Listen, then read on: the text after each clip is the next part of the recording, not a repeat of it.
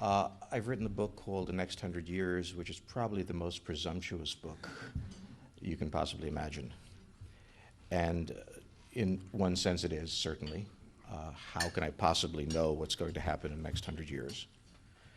But in another sense, the reason that I've tried to create this book is to get a sense of this moment.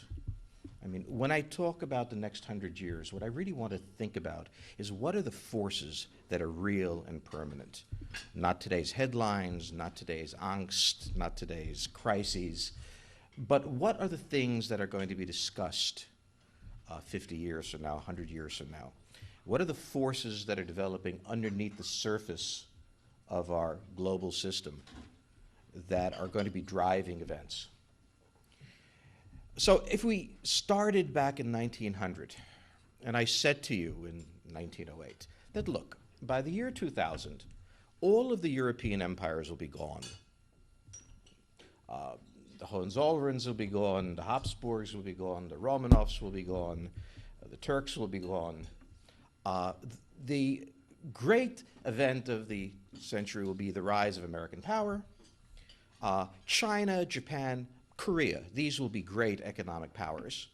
And in the Middle East, it will be Israel that will be the great military force. They would carry me out, give me medication, and assure me that if I try to help myself, I can be helped. But it's not just the 19th century. If at the beginning of the 18th century, I would say to you, well, by the end of the century, the great new global power would be the United States, if I said that in 1800. The Ottoman Empire is finished. You won't be worrying about it. The British were going to conquer Africa, and by the way, India as well. Again, you would think me mad. Because the worst way to approach thinking about the future is to use common sense. And that is the only and overriding principle that I've discovered in history, which is that if I stand at any point, if I stand in 1980 and tell you that by 1990 the Soviet Union would collapse, or in 1960 that the United States would fight a war with the communists, but it'd be the Vietnamese and we'd lose. Yeah. If I did any of these things, you would be convinced that I'd be mad. And therefore, if I'm going to think about the 21st century, well, first I have to be mad to want to, but I have to suspend common sense. In other words, the attempt to extrapolate simply and simplistically that the future will be like now, only more so, is, I think, inherently wrong-headed. The CIA recently published a study which said that India and China will be emerging powers. And what the CIA did was simply draw straight lines. But the century that we've passed is a century full of discontinuities. And so the question that I'm asking here is, what are the discontinuities that will occur in the 21st century? And equally, what are the forces that create those discontinuities? So I guarantee you that the concrete suggestions I have about the century will sound completely mad, and perhaps they are, but they're not intended to be. They're no more mad than understanding this century in 1900. So what are the underlying forces that are framing the century?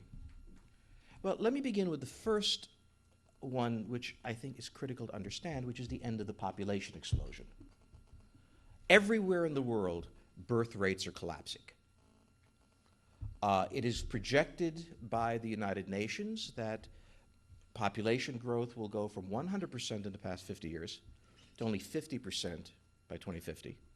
And by the end of the century, a 10% growth.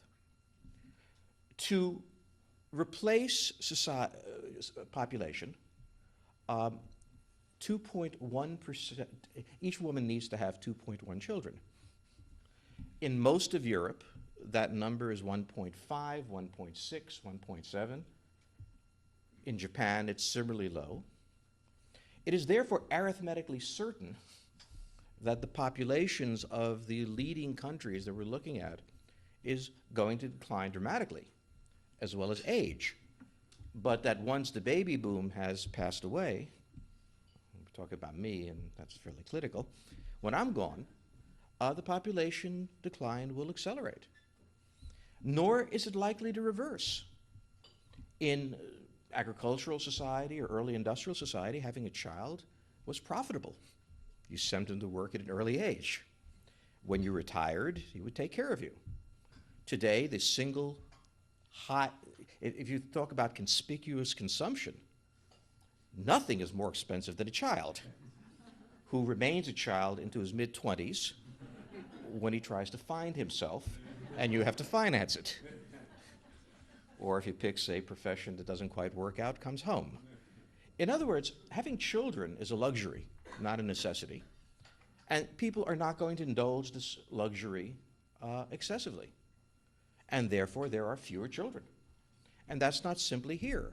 There is nowhere in the world where the birth rate is not in precipitous decline.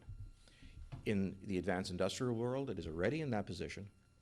In the middle tier countries like Mexico or Brazil, it is already approaching levels of zero population growth. And even in areas where population is still growing rapidly, such as countries like Bangladesh, Congo, third tier countries, you have a fall from a 7.5 birth rate to about a 5 birth rate. So we are seeing a transformation of what I will call the European model of demography. Europe begins, from my point of view, in 1492 with the first globalization of the economy, because the first global economy that was ever created was the European. Until that point, the Aztecs had no idea there were Mongols. The Mongols were really not connected to the Zulus. It was the European imperialists that tied all of them together, made the world aware of itself, created a global system instead of a group of isolated systems. And part of the European model was this population explosion, which came about for a host of reasons, from healthcare to different models of production and so on. But the basic assumption that is built into the economic system was that there would always be more people, more workers, more consumers, more soldiers. And so in the history of Europe, the armies got larger, the economies got larger, the world got larger. That system is ending. It's ending because the European model is in decline. In fact, one would say that Europe is in decline because if I were to point to the single most important event of the 20th century, it was the end of the European imperial system. The collapse of the British Empire, the collapse of the French Empire, the Dutch Empire, the Belgian Empire, had a more profound effect on the way the world worked than any other single event. The origins of that collapse was the fact that the Europeans, while they conquered the world, also waged an endless civil war against each other of ever-intensifying proportions with larger armies and so on, until in the 20th century they simply ripped themselves apart. They could no longer dominate the world. The fact that the Europeans are no longer fighting is, of course, gratifying, but as I like to say, they are exhausted and call it virtue. After the 21st century, it is not clear to me that the Europeans, as they gave up their empire, are the same Europeans that landed in their boats in Latin America, burned them, and proceeded to conquer empires. They were barbarians, and they had the virtues and the vices of barbarians. Now, while the European age was critical, Atlantic Europe, the countries on the Atlantic, dominated the world. And the heartland of the international system was, of course, the North Atlantic.